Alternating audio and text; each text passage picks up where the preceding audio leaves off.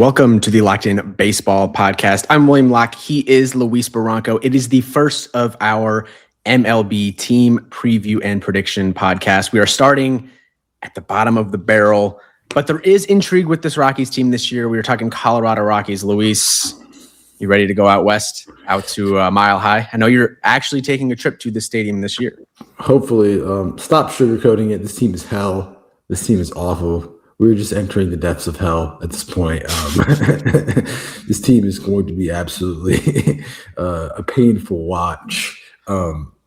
We have started the previews. This is one of 30. And of course, we have to start in the pits of abysmal and the worst team of the major leagues. It is not fun that we are starting here.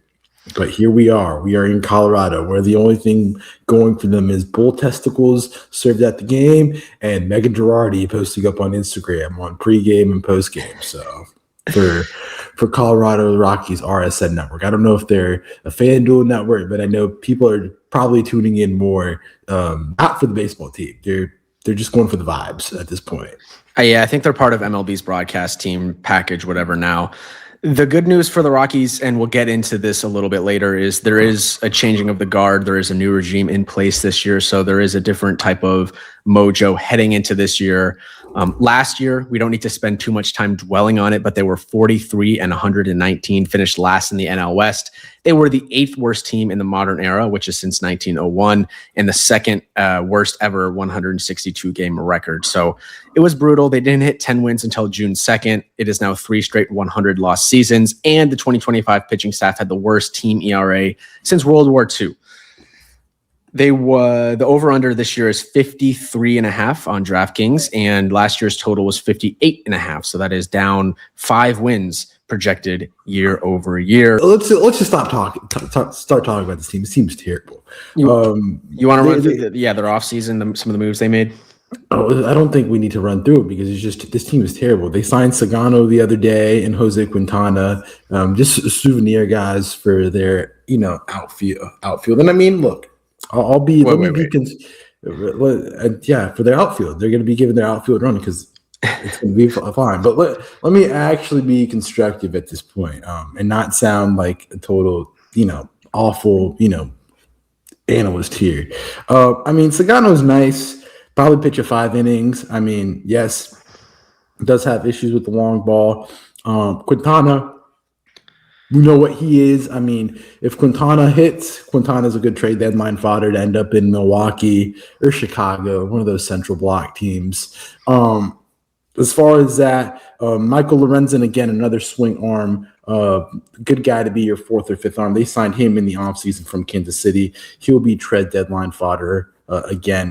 Ground ball pitcher, which, really benefits the Rockies in that sense that he won't have the ball in the air, and especially at a place like Coors in Denver where that ball does fly, you'd rather keep the ball on the ground than in the air.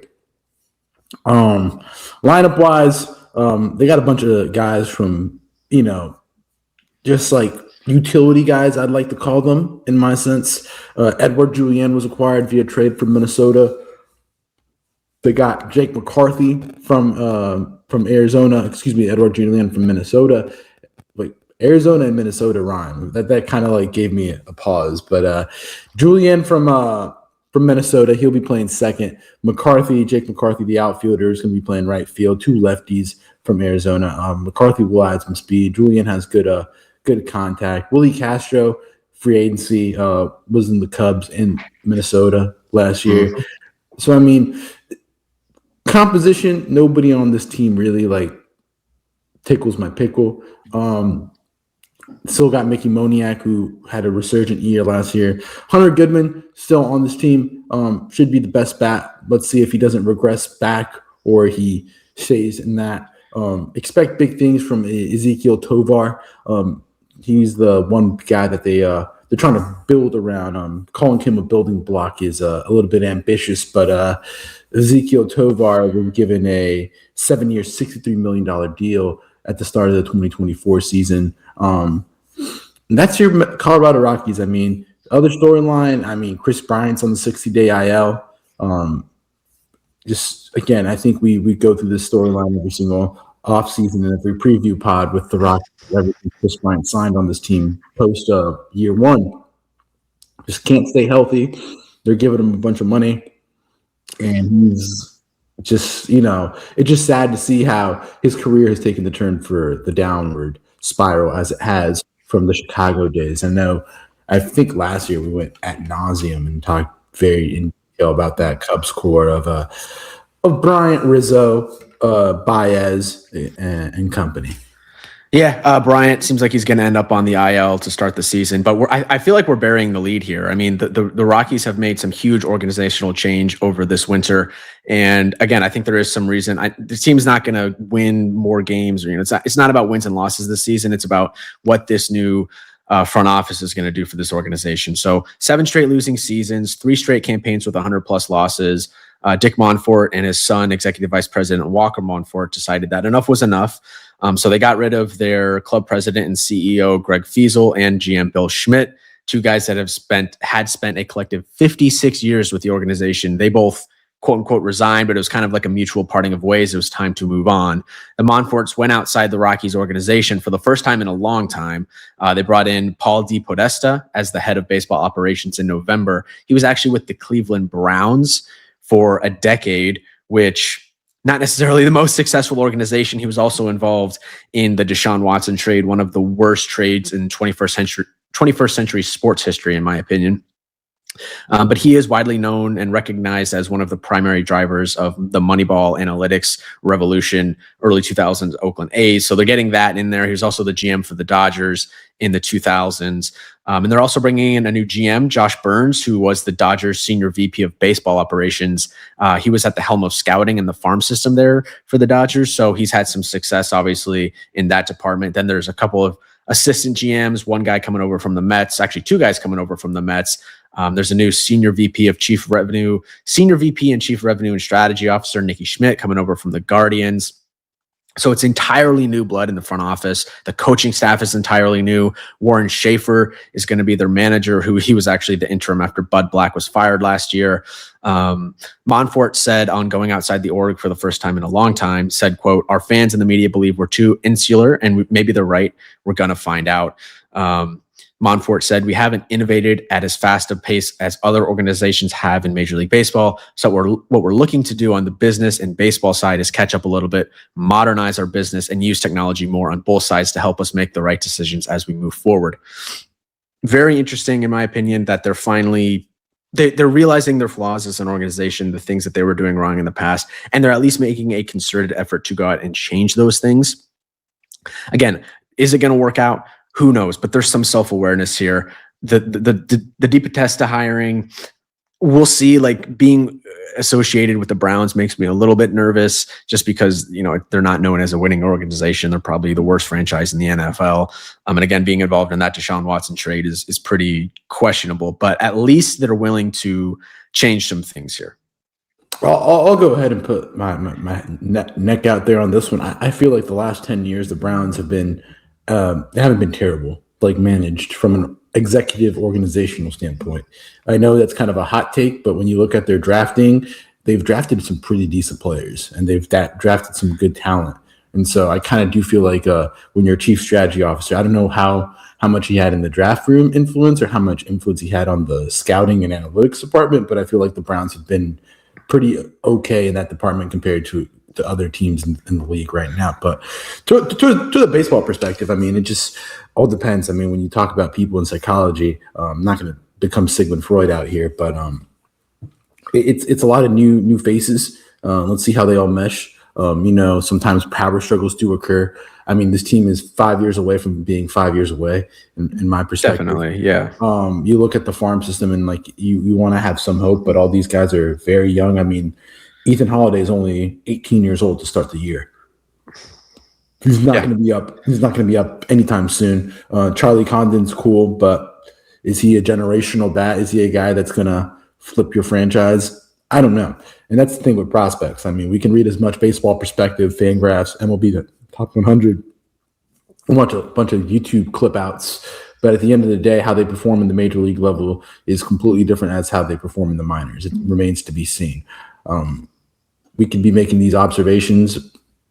We'll see. Again, I think this team is I don't know. There's not much. There's not much on this team I could say. I mean, a bunch of the only guys I could see being valuable contributors at the deadline, maybe Hunter Goodman, Brenton Doyle, Willie Castro, Jake McCarthy, Edward Julian could all be trade deadline fodder. Jose Quintana, Michael Lundgren, and maybe even Sagano if he pitches decently. Yeah, my opinion is the Rockies' goal this season should be to not be the worst team in Major League Baseball. And if they're not the worst team in Major League Baseball, then this season is a success. I do think bringing in the 3 veteran starters in Lorenzen, Sagano, and Quintana. I mean, Quintana started in the NLCS 2 straight seasons, so he's had some serious experience in the postseason. He does carry injury concern. That's the one thing you do forget. Like Quintana has been littered by injury, and I mean, yes.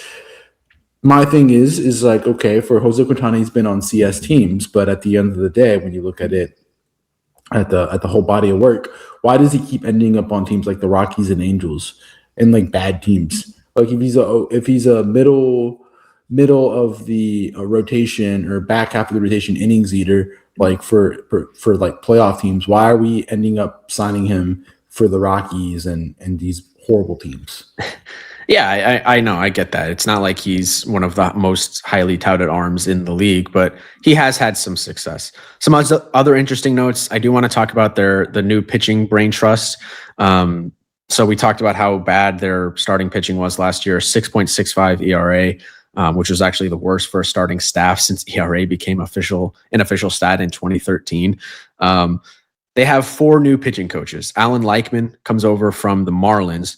Gabe Ribas comes over from the Tigers. Matt Bushman is their bullpen coach, and Matt Daniels is going to be the director of pitching.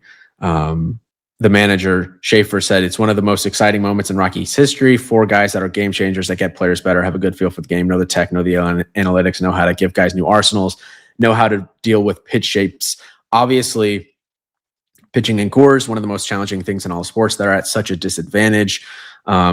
DePodesta actually had all 4 of these guys meet during the interview process so they could kind of gel as a team and not feel like there's some type of competition there. Key strategy change for them is the massive arsenals. So Leichman, the pitching coach, wants starters to carry 6 or 7 pitches instead of 2 or 3. The logic is that bigger arsenals are harder to game plan against and allow for more randomness in sequencing. Different pitches for swing and miss, different ones for generating ground balls. You kind of just need to be able to throw a bunch of different pitches to get guys out at Coors Field. They're going to be attacking the zone aggressively now. Leichman's mantra is get ahead, stay ahead, put them away, get in the zone, stay in the zone, don't nitpick, similar to what the Rays preach down in Tampa. This is directly kind of addressing what they did in 25, where the pitchers more so nibbling around the edges at Coors. And the third thing, Leichman was with the Marlins, where they implemented kind of that calling pitches from the dugout strategy last year. We might see that in Colorado this year, which is, I think, something interesting. They're also opening to experimenting with openers, bridge arms, fluid bullpen arms. They're going to have to figure out how to pitch at Coors. There are historical parallels there. In 2012, I don't know if you remember, the Rockies tried a paired pitching system where 4 starters were limited to 75 pitches with piggyback relievers. It was called Project 5183. It did not work. They won 64 games that year. Jim Tracy got fired. It didn't work. So this is kind of another key experiment or unique experiment that they're trying to do out there in Colorado. And to me, it kind of just bears the question of can you ever win? Can you ever build a winner in Colorado? It's at such a unique, you could say it's an advantage playing at altitude, and you could also say it's at a disadvantage. So I guess I pose that question to you. Is it possible to build a winner in Colorado? I mean, we've seen it done before. We saw it done when they made the World Series back in 2003 or 2004. They got to the 2007 against the Red Sox, got swept. The Red Sox, yeah, they got swept, but they still got there. It's just, the thing is you battle with the modern MLB. You battle with the salaries that you have to compete with the Dodgers and the Mets and the Yankees of the world. You're going to have to be very analytically based in a way to find that upper hand advantage up there in Coors. But I think it's possible. My question, what's up? I was going to say, if you're the Rockies, we know how hard it is to pitch there. Recently, we saw Baltimore move left field back so far to where it became ridiculous for right-handed hitters. Why can't the Rockies just push their fences back to an absolutely absurd depth? I know maybe that'll detract from getting free agent hitters, whatever. Draft well with the hitters instead, and then it becomes a pitching haven. Let's say you make it 450, 475 at every part of the stadium in Coors, where it's just extremely difficult to hit. Obviously, that would make it more difficult for the outfielders as well. Maybe not the most exciting thing to the most exciting place to play as an outfielder. But I feel like they should be open to trying stuff like that. I mean, we saw Kansas City moving their fences in to benefit the team this year. Teams are able to do this. I don't know if there's like a limit on how far you can move them back, but they already have the largest outfield in the majors, William. I know. So it's like, what are we gonna do? We're just gonna make this like ridiculous. Yes. Are we just creating an MLB the Show Diamond Dynasty ballpark? Like, just like, you know. Yes, exactly. Make it like the Polo Grounds. I just Googled it. There is no specific maximum distance in the MLB official rules regarding how far outfield fences can be, but new stadiums must have a minimum distance of 325 feet along the foul lines and 400 feet to center field. So let's just make it ridiculous. Let's make it 450, all parts of the park, pitcher's haven. You could also hit some home runs if they're absolute taters. They got to be open to experimenting out there in Coors. I'll say that. Colorado is a state of experimentation, to say the least. I mean, they do experiment a lot out there, but I think I'm cool with that. But William, question: do they worst team in baseball this year? For sure, we both agree. Are they the worst team ever? Are they like White Sox bad? No, I don't think. I think they'll be better than last year's 43 wins, just because Lorenzen and Quintana are legitimate major league pitchers. I think Dollander, we haven't even mentioned his name, Chase Dollander, the 24-year-old. I think he was a first-round pick, number 9 overall out of Tennessee in 2023. He'll be worth watching his development. So I think there's some pitching there. Hunter Goodman, haven't said it yet, local product from Memphis, won the Silver Slugger, so the best hitting catcher in the National League last year. He's something to watch. This is definitely the worst team in Major League Baseball, but I don't think they're going to be the worst team ever. He played at Coors, William. Let's also preface it. He did. I think he actually hit more home runs on the road than at home last year, though, for what it's worth. Look, I'm just going to take DraftKings has him at 53.5. I'm taking the under. This team's terrible. This is going to be historic levels of bad.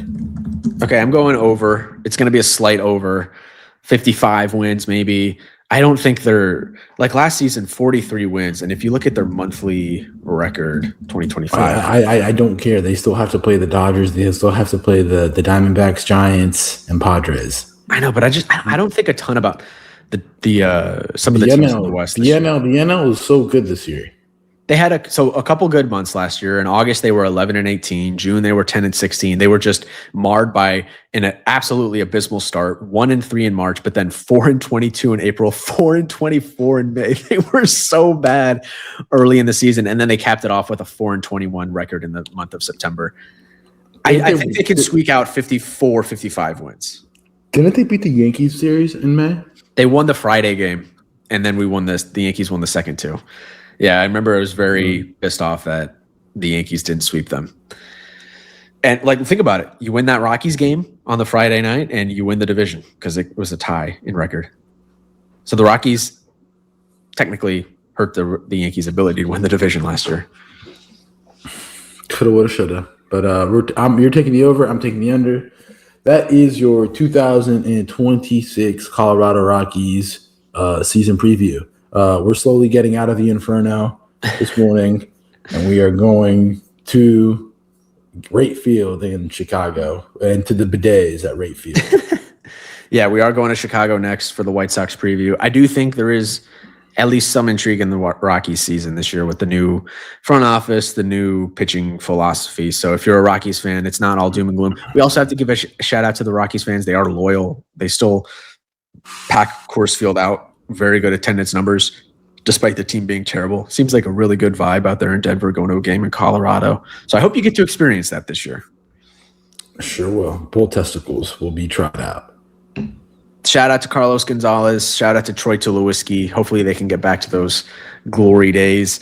But that's all we got. Colorado Rockies. Luis is on the under. I'm on the over. That is preview number 1 in the books. Chicago White Sox coming up next. Luis is getting a banana. Hope you guys enjoyed. Until next time, peace out.